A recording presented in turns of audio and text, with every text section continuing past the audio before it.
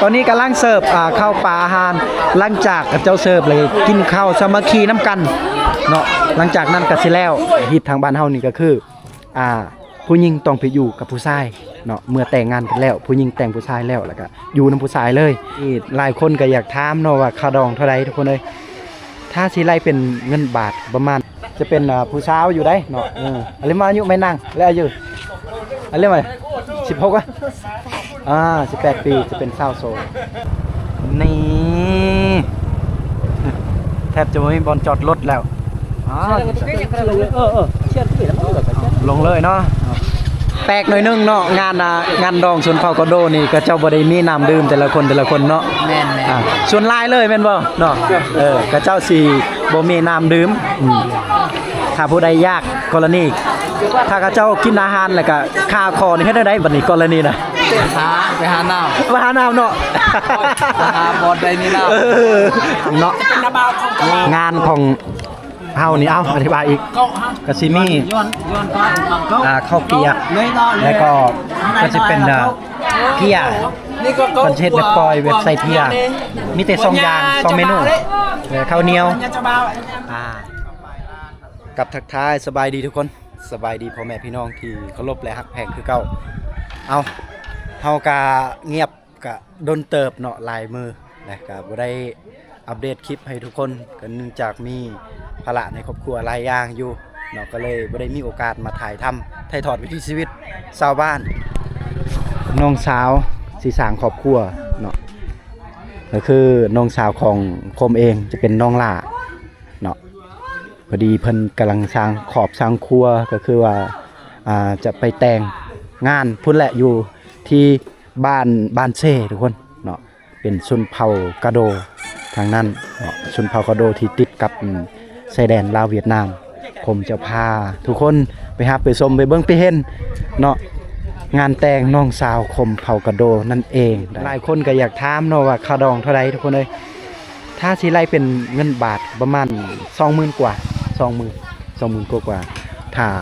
เงินดงก็ประมาณ20 ล้านทุกคนเนาะก็ถือว่าหลายสุดแหละเรื่อง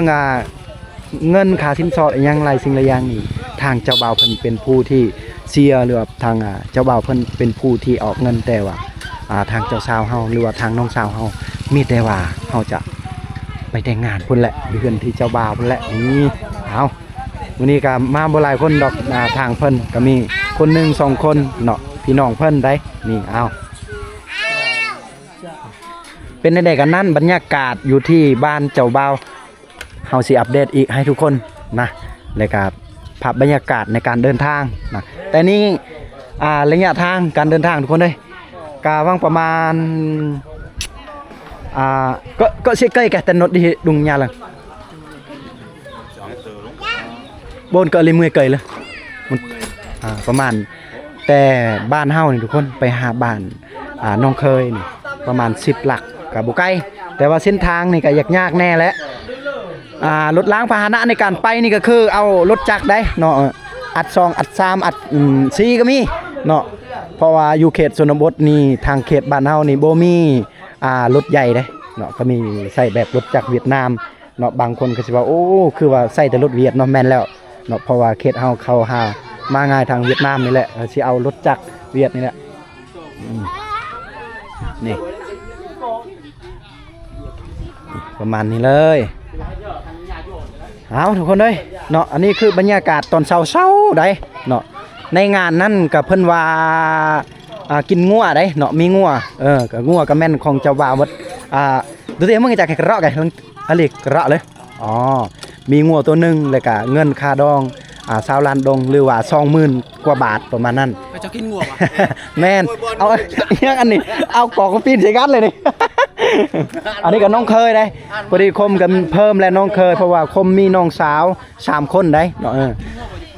อันนี้น้องเคยเติมคนด้อยแล้วก็อันนี้จะเป็นน้องเคยล่าแล้วก็มีอีกผู้นึงทุกคนเลยเพราะว่าคมมี3น้องมี3 คนน้องสาวแต่ว่าสร้างครอบครัวหมดพอดีน้องลานี่ก็สร้างคือกันเนาะเปะมือนี่แหละเอาไปนี่พาเพิ่นไปแต่งงานเนาะเขาก็จะใช้รถจักรนี่แหละรถจักรคมพอกโดแล้วก็พร้อมด้วยคุย คนมักเลาะ ครับสวัสดีจ้าเอา เอา วันนี้ก็อยู่บ้านเนาะ เนาะแม่น มีงานดองน้องสาว แม่นหลายคนก็แปลกเนาะว่างานเขตเฮานี่ก็คือ ผู้หญิงไปแต่งเอาผู้ชายเนาะ แม่ อันนี้คือก็ทุกคนเลยก็อิงตามหมู่บ้านเนาะหมู่บ้านนี่ก็ผู้ชายไปแต่งผู้หญิง แม่น บ่ได้หมายความว่าทุกหมู่บ้านได้บ้านเฮานี่เขตชนเผ่าเฮานะแต่ว่าเขตบ้านเฮานี่ผู้หญิงไปแต่งเอาผู้ชายเนาะแต่ว่าเรื่องเงินทุกสิ่งทุกอย่างนี่ทางผู้ชายเป็นผู้เสียเอาทุกคนนี่บรรยากาศมื้อนี้ก็ท้องฟ้าอากาศก็อำนวยความสะดวกอยู่เนาะก็คือบรรยากาศก็มืดๆแน่แล้วก็บ่ร้อนเนาะท้องฟ้าอากาศประมาณนี้เลย แล้วก็นี่น้ำหมอกทางออมรอบบ้านอันนี้ก็คือน้องหล่าคมเขาก็โดยเองได้ส่วนลายคมก็ไปท้ายผู้อื่นเนาะน้องสาวตัวเองก็บ่ค่อยได้ทายนะทุกคนบ่แม่นบ่ค่อยได้ทายบ่เคยทายจักเทื่อเลยเนาะก็เนื่องจากว่าเป็นน้องนุ่งเองนะเนาะประมาณนี้แหละอาลิมาอายุไหม่นัง18 ปีอันนี้จะเป็นน้องหล่าคมเขาก็โดอายุประมาณ18 ปีพอทุกคนได้นี่หน้าตาเอาประมาณนี้ได้เนาะน้องคมเองได้น้องล่านี่เราน้องคิงๆพ่อแม่เดียวกันทุกคนเพราะว่าคมมีน้องสาว3คนแต่ว่าสร้างครอบครัวหมดเลยมื้อนี้ก็คือน้องสาวจะไปแต่งเอาคือว่าไปแต่งพัวเพิ่นแหละเนาะไปแต่งเอาเจ้าบ่าวอยู่บ้านผัวเพิ่นเองคือบ้านเซทุกคนเลยเนาะจะเป็นชนเผ่ากะโดคือกันทางบ้านเฮานี่บ่ได้มีคำว่าต้องได้ถ่ายรูปได้บ่มีคำว่าถ่ายรูปและบ่มีพิธีอะไรทำไมหลายอย่างมีแต่ว่าเฮาเอาน้องสาวนี่แหละแห่น้องสาวไปแต่งเอาผัวเพิ่นแหละแฟนเพิ่นพุ่นแหละอยู่บ้านเซพุ่นแล้วก็อยู่พุ่นเลยทางฮิตทางบ้านเฮานี่ก็คือผู้หญิงต้องไปอยู่กับผู้ชายเนาะเมื่อแต่งงานกันแล้วผู้หญิงแต่งผู้ชายแล้วก็อยู่นำผู้ชายเลย แต่ว่าค่าสินสอดค่าดองมีหยังทุกสิ่งทุกอย่างนี่ทางเจ้าบ่าวเป็นผู้เสียเนาะมีแต่ว่าเฮานี่แห่เจ้าสาวไปประมาณนี้ได้ทุกคนขอบใจน้องละเอานี่ชื่อว่าน้องเครื่องเนาะประมาณนี้แหละน้องละคมเฮากระโดสวยอันนี้คือเพิ่นใส่ชุดกะอิงตามเนาะบางคนก็สิว่าเพิ่นใส่ชุดแล้วก็ต้องได้ถ่ายรูปบ่ก็บ่ได้ถ่ายรูปดอกบางคนก็ใส่ชุดแบบธรรมดาอันนี้คืออิงตามคนมักงามได้แต่ว่าเพิ่นก็คนงามอยู่แล้วเอา นี่หน้าตาอย่าคล้ายคือเมียต่ำคนดอยเลยเพราะว่าต่ำคนดอยก็จะเป็นเมียต่ำคนดอยจะเป็นเอื้อยของน้องเคิงนะประมาณนี้ได้ทุกคนได้ขอบใจนี่บรรยากาศกำลังเกียมเนาะก็สิมีเครื่องของแล้วก็สิมีข้าวป่าอาหารไปนำก็สิมีไก่เพราะว่าทางพวกเฮากับฆ่าไก่นี่อัดสามไปนี่ก็มีขอบมีครัวบางคนก็ได้เนาะ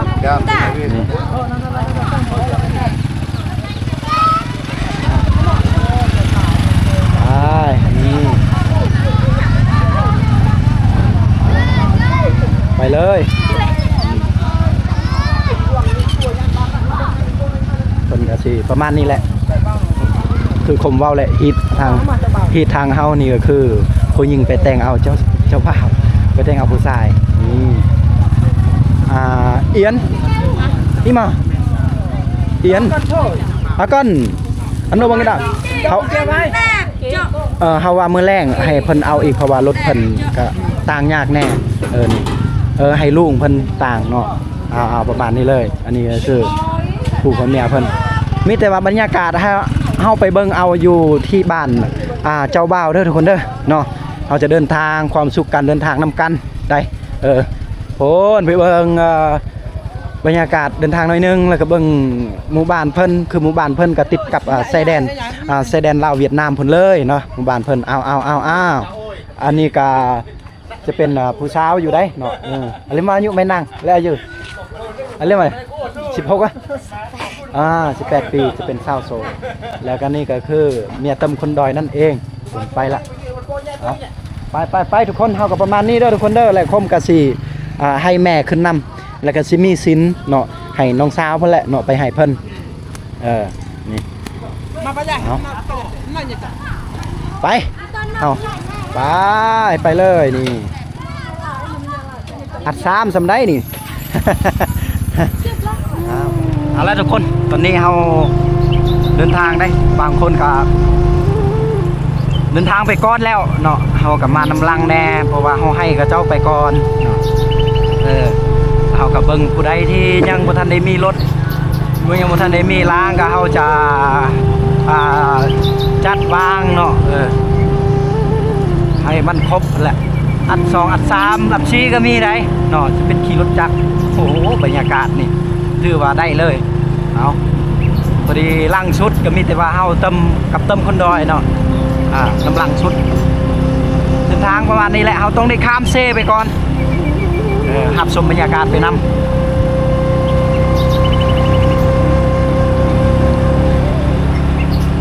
ไป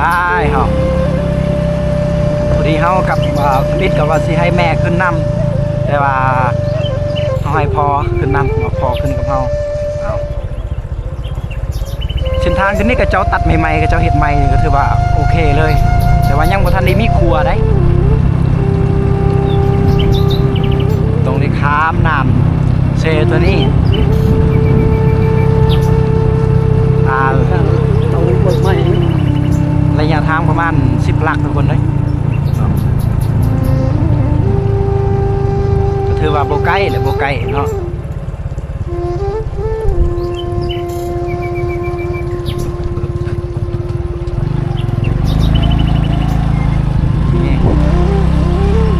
เติมคนน้อยน้ำหลังบรรยากาศคนในร้ายนี่ก็เจ้าไปก่อนหมดแล้ว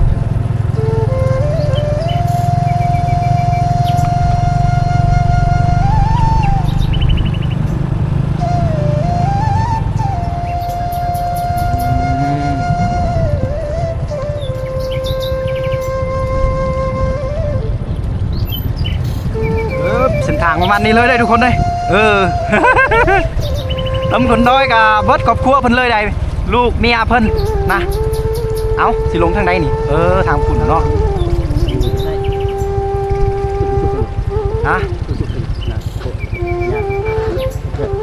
ไปทางพุ่นเนาะเขาเนาะป่ะเอาพอดีพ่อเพิ่นว่าสิย่างเอาสั่นต้องได้ข้ามน้ำตัวนี้ทุกคนเลยบ่มีครัวบ่มีสะพานก็ซิวๆอยู่ใดบรรยากาศนี่ก็ได้โอ้ทางนี้ก็ได้เนาะค่อยๆไปทุกคนยังอีกรถบางคนตายบ่ต้นน้ำต้นคุ้มก็ได้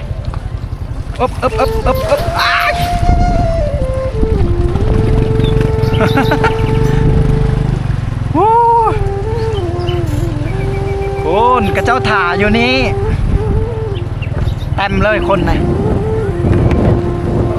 เอานะพอดีเฮากับลาน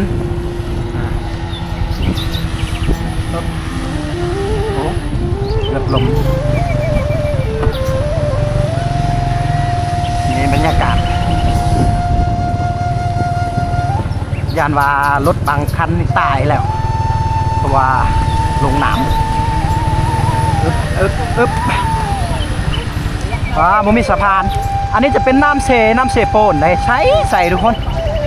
ถ้าว่าย่ามาอันนี้จะเป็นเดือน6เลยเดือน7เดือน8โอ้ยนะกันเล่งไก่เล่งวาเดือน7เดือน8นี่เขาข้ามทางนี้บ่ได้ต้องใส่แพทางโอ้ทุกคนประมาณนี้เลย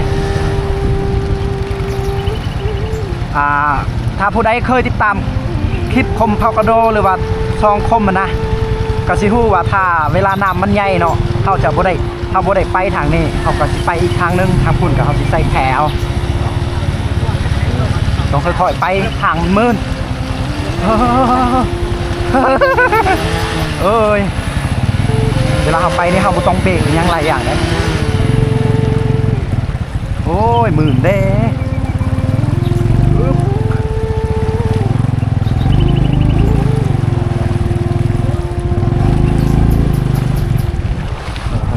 ไปจังสิล่ะผู้เชี่ยวชาญ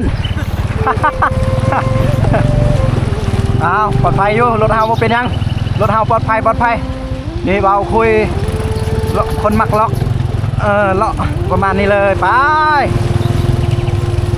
เอาทาพอก่อนไปก็ได้เออ เออไป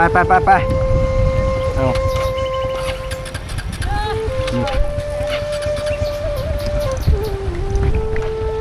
เอา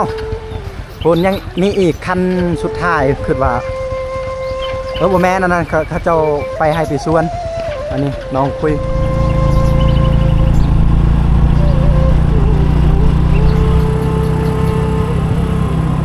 นี่เขาออกทางล่วงแล้วหรือว่าทางดำแต่บ่เจอแล้วนะเจ็บมากกี้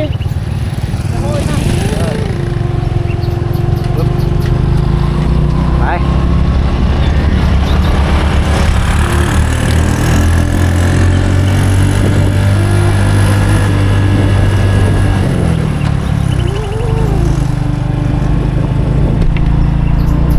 คนเฮามาในงานดองนี่ก็กะว่าประมาณ20คนได้คนหลายสุดก็ประมาณนั้นแหละเจ๊เนี่ยนะ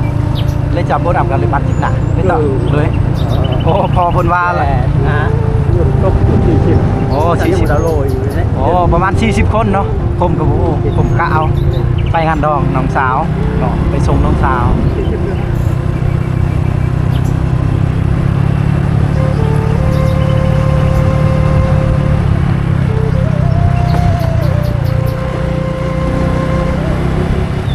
บ้านเฮาทุกคนข้ามจากเขื่อนล่างนี้ก็ได้ข้ามไปนี่จะเป็นเขื่อนคมเองเลยได้นี่เราลงนี่เนาะเราจะข้ามไปทางบุญก็จะเป็นบ้านคมพระโดเหมือนกันอันนี้เขาโค้งเอารถจักรโค้งไปซื้อโอ้กระเจ้ายังถ่ากันอยู่นี่เอาเพราะว่าเขาต้องได้จัดคนเนาะให้มันครบคู่กันจังสั้นล่ะบางคนก็ยังบางคนก็บ่มีรถด้วยมาเจ้ามันโป๊กอะไรคือโป๊กอ้าวมาเลยขนาดนั้นเท่อะมาตาเท่อันนี้คือลุงเพิ่นพร้อมด้วยครอบครัวเพิ่นเลยโอ้ยเป็นตะม่วนแท้พวกนี้โซกันอันนี้ยังบ่ทันได้ฮอดได้ยังบ่ทันได้ฮอดบ้านเจ้าวาวเถอะอันนี้กับแม่ป้าเนาะเอื้อยของพ่อไปโอ้ก็เจ้าเติมน้ำมันนี่เอาผู้ใดที่บ่มีก็เติมไปถ้าว่ายังเหลือเฮาก็สิเอาอยู่เพราะว่าเฮาก็บ่มีนี่อันนี้คือแม่คมเองเอาเนี่ยเขาปวดหนังเลยอันนี้ก็จะเป็นลานพวกนี้ทุกคนจะเป็นลานคมเขาก็โดยเนาะอันนี้ก็จะเป็นแม่เพิ่นเนาะอันนี้ก็พอเพิ่นแหละประมาณนี้แหละก็คือแบบลานเติมคนดอยเนาะเพราะว่านี่เอื้อยพวกนี้ก็จะเป็นเอื้อยของเติมคนดอยหน้าตากับเจ้าคายคือกันเลยจะเป็นคนสูงดูสูงคือเติมคนดอยนี่เอาตอนนี้ก็เจ้ากำลังจัดวางรถให้เป็นผู้ใดที่ยังบุครบคู่กันเนาะขึ้นให้มันพอเพียงจังซี่แหละอัด4อัด3อัด6กันแล้วกันคนนี้ก็เท่าไรอัดยังอัดหาป่ะเจ้ากับเด็กน้อยเนาะพร้อมด้วยครอบครัวเพิ่นเด้เอาทุกคนอันนี้ถ้าเฮาข้ามจากเฮือนไอเคยเพิ่นอยู่นี่เนาะเฮือนพี่อายเพิ่นเฮาข้ามลงไปทางพุ่นก็จะเป็นบ้านเฮาเนาะบ้านคมพาวโดนะแต่ว่าเฮาเอารถจักรไปทางพุ่นเด้เนาะหรือว่าเฮามีอีกเส้นทางนึงเฮาต้องข้ามเอาแพเอาไปทางนี้ก็ได้คือกันเนาะโอเคเฮาอาจจะบันทึกการเดินทางกันอาจจะบางส่วนบางตอนจะบ่บันทึกรายละเอียดเนาะนะเขาสิไปเบิ่งบรรยากาศอยู่บ้านเจ้าบ่าวคนแหละสำคัญทุกคนโอ้ติดชายแดนลาวเวียดนามเลยบ้านเพิ่นก็จะเป็นบ้านที่อยู่กับชายแดนลาวเวียดนามข้ามไปทางบ้านเจ้าบ่าวหรือว่าบ้านน้องเคยเพิ่นก็จะเป็นประเทศเวียด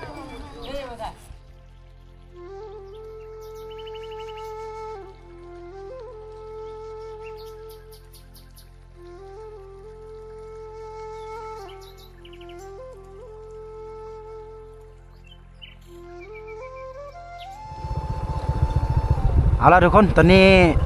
ชมบรรยากาศไปนำเนาะพูนข้ามประเทศเวียดนามได้นี่ทางเวียดนามนี่น่าจะตกมาทางลาวเฮากับมีแต่ว่ามื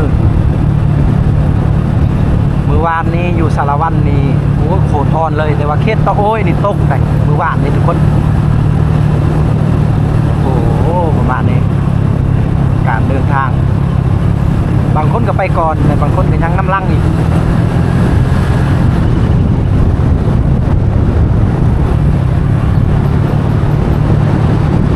ตัวนี้จะเป็นบ้านละเศษเอาขามไป2-3 บาทแล้วเนาะวิทย์บ้านละเส้นกับแม่นได้ปะนี้บ้านเซได้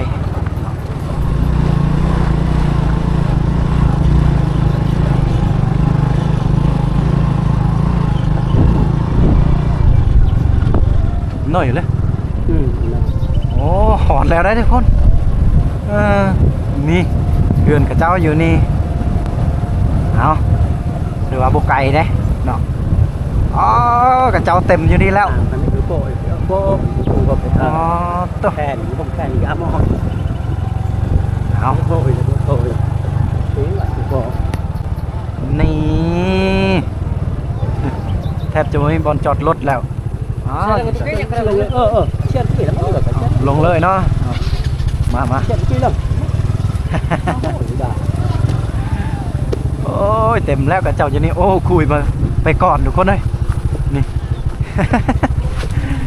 บรรยากาศที่งานดองเลยใส่เลยวันนี้เฮาบนจอดรถเอาลงก่อนเฮาไป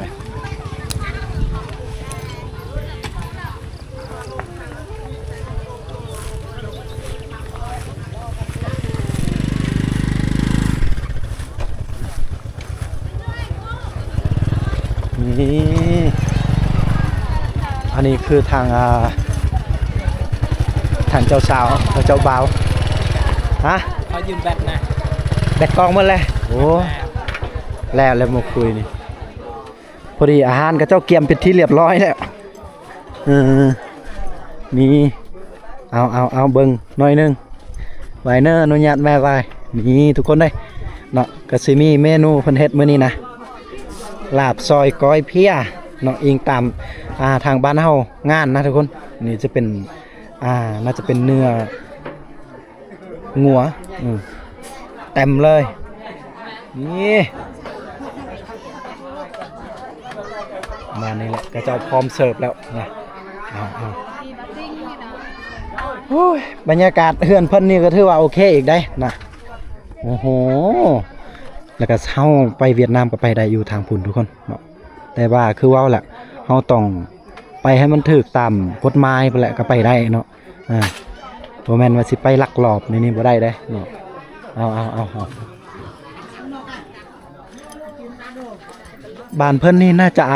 ขาดเรื่องน้ำนี่บางทีก็เจ้าสิใส่บ่ฮู้ก็เจ้าสิเอาอยู่ใส่แต่ว่าเห็นก็เจ้าตักเอาน้ำนี่ทุกคนเป็นกระตุกน่าจะไปตักวันอื่นอันนี้ก็คือวิธีชีวิตน้อยหนึงได้นี่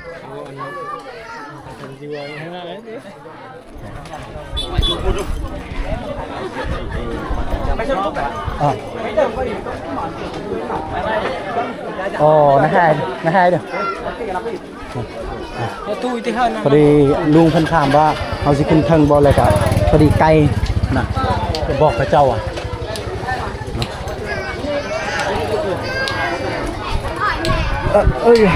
อันนี้คือเฮาขึ้นข้างในเด้อทุกคนปึ๊บ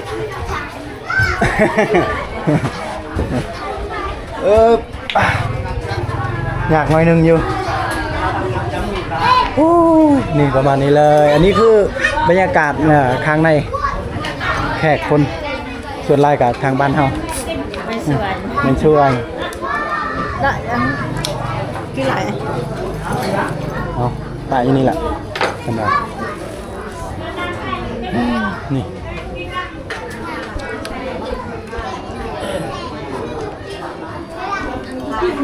ไม่เนี่ย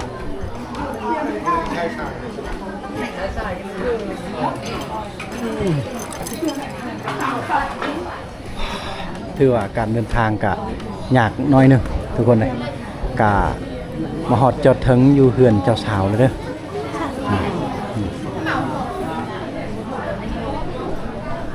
เต็มเลย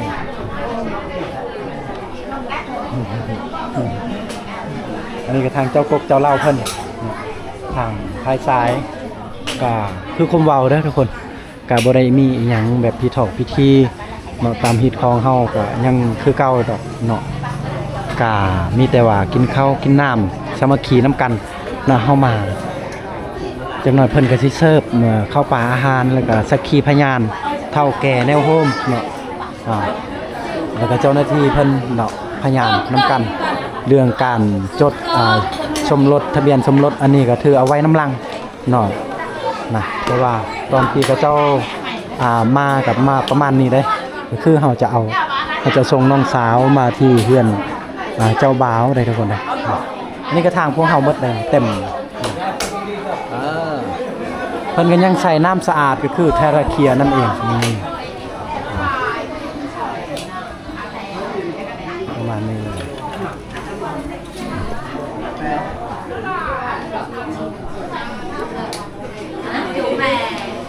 มื้อนี้ก็มี3ช่องในคุยคนมักเลาะแล้วก็ตำคนดอยเพราะว่าเป็นพี่น้องน้ำกันได้ทุกคนเนาะจะเป็นไอ้น้องกันได้เฮา3คนหลายคนยังบ่ฮู้งานเฮานี่อยู่บ้านเพิ่นนี่ทุกคนเหล้ายาปลาแป้งเครื่องดื่มแอลกอฮอล์ตัวนี้บ่มีแต่ว่าสิ่งที่เฮามีก็สิเป็นซุปเปอร์ฮอตหรือว่าเครื่องดื่มแบบประเภทของหวานทุกคนส่วนลายเลยอยู่เมืองเฮาได้เนาะก็บ่แม่นเฉพาะแต่ว่างานบ้านเพิ่นแต่ว่าส่วนลายอยู่เมืองเลยเนาะอยู่เมืองสมุยก็เจ้าสีเน้นเรื่องซุปเปอร์ฮอตเรื่องกระทินแดงบ่จังซี่หรือว่าสปอนเซอร์บ่ก็เจ้าเอามาแทนเหล้าแทนเบียร์เนาะแล้วก็อีกอย่างสิ่งที่สำคัญทุกคนเนาะทุกคนอยากฮู้นะก็คืองานของเพิ่นนี่บ่ได้มีคำว่าต้องมีกระตุกน้ำแต่ละคนนะเฮาเคยไปในงานของเราลุ่มได้เนาะหรือว่าเฮาไปงานทางอื่นนะก็สิมีน้ำเนาะให้กับเจ้าดื่มผู้ละตุกแบบนี้นะแต่ว่าถ้าผู้ใดอยากน้ำจังซี่นะอันนี้ก็จะเป็นน้ำชาผู้ใดอยากน้ำก็ต้องได้จักจอกจังซี่แล้วก็มาเอาอยู่กันตองไทยละเคียสังเกตได้เลยนะว่าเจ้าบ่ได้มีสุกน้ำแต่ละคนบ่ได้มีอันนี้ก็อีกอันนึงเนาะที่ว่าง่ายแล้วก็มันเป็นประเพณีเลยนะว่าสันซาทุกคนมันเป็นประเพณีบ้านเฮาเลยเอาสมัยเลย อันนี้น้องเคยของเติมคนดอยทุกคนมาเฮาจะบ่เลาะลายได้เพราะว่าชาวบ้านเพิ่นแออัดเนาะแขกคนเพิ่นก็หลายแต่ว่าเฮาเอาประมาณนี้เนาะมาเลยตอนนี้กำลังเสิร์ฟข้าวปลาอาหารหลังจากเจ้าเสิร์ฟเลยกินข้าวสามัคคีน้ำกันเนาะหลังจากนั้นก็สิแล้วเรื่องลมเงินค่าดองเรื่องอันนี้ก็เจ้าลมเป็นที่เรียบร้อยแล้วเนาะเรียบร้อยแล้วมีแต่ว่ามาแต่งงานแบบสบายประมาณนี้ได้เนาะก็จะมีเจ้ากกเจ้าเล่าในบ้านการจัดตั้งก็จะมีเจ้าหน้าที่สักขีพยานเนาะเอาบางคนก็จะถามว่าก็เจ้าแต่งงานง่ายแบบนี้ก็สิบ่เฮ็ดแบบทะเบียนสมรสบ่ก็ส่วนหลายอยู่เขตชนบทก็สิบ่มีพ่อแม่เฮาก็ยังบ่ได้มีคำว่าทะเบียนสมรสแบบว่าคู่มือนี่ก็นั่นแหละทุกคนมันเป็นเขตเฮานะ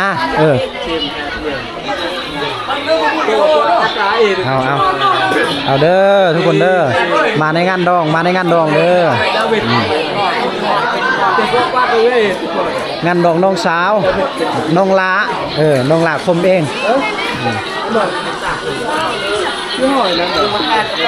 แปลกหน่อยนึงเนาะงานดองส่วนเผากระโดนี่ก็เจ้าบ่ได้มีน้ำดื่มแต่ละคนเนาะแม่นส่วนลายเลยแม่นบ่เนาะก็เจ้าสิบ่มีน้ำดื่มถ้าผู้ใดยากกรณีถ้ากระเจ้ากินอาหารแล้วก็คาคอนี่เฮ็ดได้บัดนี้กรณีนะไปหาน้ำเนาะ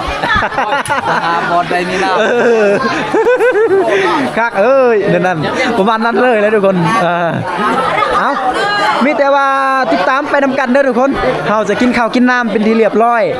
แล้วจังหวะกันอีกได้ทุกคนเด้อกินข้าวกินน้ำตอนนี้กำลังกินข้าวอันนี้โมแม่นเหล่าเด้อทุกคนขออนุญาตได้เนาะจนหน่อยทุกคนมีว่าโอ้อันนี้แม่นเหล่าอันนี้คือน้ำเฮาสั่งให้กระเจ้าไปเอาเนาะหลายคนก็กินทุกเดียวนํกันฮะโอ้จะเป็นเนี่ยพอแล้วแต่ประมาณ ไม่ 4 โมง 3 โมงพุ่นเขาเป็นอาหารนะ มา เลยเมื่อเฮามาฮอดเฮากะ อีหยังอันนี้ เลยมีแต่กินเลยนะ โอ้เป็นแต่แซ่บเนาะเอาแต่ประมาณ โอ้โหอันนี้จะเป็นเพียได้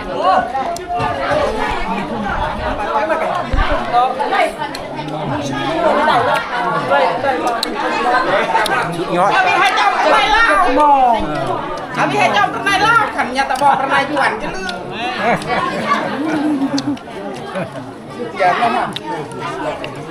มใครนะ เป็นข้าวเหนียวอันนี้คืออาหารในงานดองเนอะ อย่าย้อนเรียนตะบอกหลายนี่ยังไง กระเจ้าขาดบ่ได้ก็คืองานชนบทหรือว่างานดองชนเผ่ากระโดคือต้องมีข้าวเปียกเขาประมาณนี้ทุกคนนี่กระเจ้าสิเฮ็ดขออนุญาตเด้อทุกคนเด้อนี่ ทำไมแต่ย้อนกันมันหมดเป็นระหว่างแก่เดี่ยวว่านาบาวของ งานของเฮานี่เอาอธิบายอีกกะซิมีข้าวเปียกแล้วก็จะเป็นเพียคอนเทนต์แบบปล่อยเว็บไซต์เพียมีแต่2อย่าง2เมนูข้าวเหนียวเอาบัดนี้เป็นที่เรียบร้อยแล้วกินข้าวกินน้ำทางทีมงานเฮาทางพุ่นก็คือกันเรียบร้อยเลยได้อยู่วันเดียวเลยยืดกล้องมาชี้เลยได้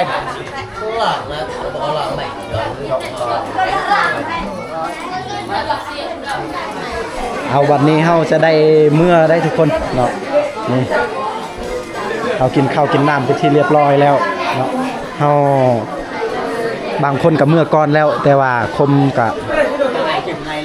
กันคือเก้าละเมื่อน้ำลังคือเก้านะเอาประมาณนี้เลยง่ายๆได้ทุกคนนะมาง่ายกินง่ายอยู่ง่ายแล้วก็สิได้ไปอำลาน้องเพิ่นก่อนอยู่ใส่แหละน้องเพิ่นน่าจะลงลุมเพิ่นแหละ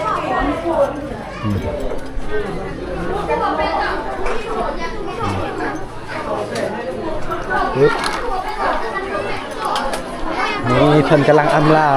บูคู่ของเพิ่นก่อนมาญาติพี่น้องของเพิ่นเองแหละเอาเกือบคมบ่เห็นหรอกโอ้ยมาในระบบเห็นเกิดทุกคนเลยเกิดพายไปแล้วคุณลงลุมไปแล้วจะได้ขอบนางคนก่อนนี่เจ้าก็กินข้าวกินน้ำกินเรียบร้อยแล้วว่าเด็กน้อยผู้ใหญ่ผู้เฒ่าผู้แก่บันชวนเต้ยะบันชวนแต่ว่าสบายดีอันนี้ก็ลูกตำคนดอยนั่นเองอุ้ยลูกหลานเราผู้หญิงบัดย่อพิษเอาไว้ย่อพิษเอาไว้เอาอาจจะได้เมื่อและบัดนี้ได้เนาะขอบใจเนาะขอบใจ FC แม่ล่ะขอบใจเพิ่นก็ขอบใจ FC ที่ได้มาติดตามได้มาเบิ่งเนาะคลิปงานดองน้องเพิ่นวางว่าเทื่อหน้าเพราะอันนี้จะเป็นน้องผมเองเทื่อหน้าเทื่อในเฮาก็ยังมาตามติดวิถีชีวิตน้องเพิ่นอีกหลังจากที่สร้างครอบสร้างครัวเนาะบัดนี้นะเฮาสิมาอีกเด้อทุกคนเอาเบิ่งเอามาฮอบนั่นแหละเฮาเพราะว่าเฮาบ่ได้เว้าหยังหลายอย่างก็คือว่าเฮา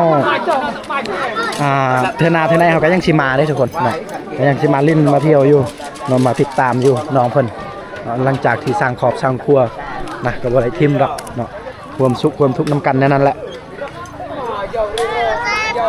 ทุกคนสำหรับคลิปนี้ก็ขออวยพรทุกคนเนาะอยู่ดีมีแห้งอยู่แดงไปใช้มาใช้กะให้อยู่ดีแหละเนาะอยู่ต่างทิมต่างจังหวัดบ่ต่างเมืองต่างแขวงนะเพราะว่าบางทีก็อยู่บ้านเฮาเองบางทีก็อยู่เมืองเฮาเองบางทีก็ FC อยู่บ้านเชเองเนาะก็ต้องขอบใจที่ได้รับได้ชมได้เบิ่งได้เห็นเนาะงานแต่งชนเผ่ากระโดหรือว่าน้องสาวผมเองเนาะที่มาแต่งมาสร้างครอบครัวเมื่ออยู่ที่ในบ้าน เอากับบุมีหยังอวยพรทุกคนเนาะก็คือทุกคนได้รับได้ชมได้เบิ่งได้เห็นเนาะงานแต่งกะค่าดองกับประมาณ20ล้านดงหรือว่าเงินกีบก็วังว่าประมาณ18บ่หรือว่า19หรือ17ล้านประมาณนั้นถ้าจะเป็นเงินบาทก็20,000กว่าเนาะ26,000 27,800บ่เฮาก็ลืมนะประมาณนั้นได้ทุกคนเนาะก็ขออวยพรทุกคนอยู่ดีมีแฮงเนาะหวังว่าเทื่อหน้าเฮาจะมาเล่นอีก